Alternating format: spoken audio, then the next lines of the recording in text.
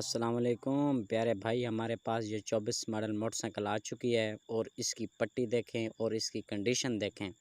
ये हमारे पास safe guard TET कराने के लिए आई है, तो हमने इसकी वीडियो बनाई है। इसकी पट्टी चेक करें और ये इसकी कंडीशन है। आप इसका मीटर जेन्युइन चला हुआ चेक कर सकते हैं।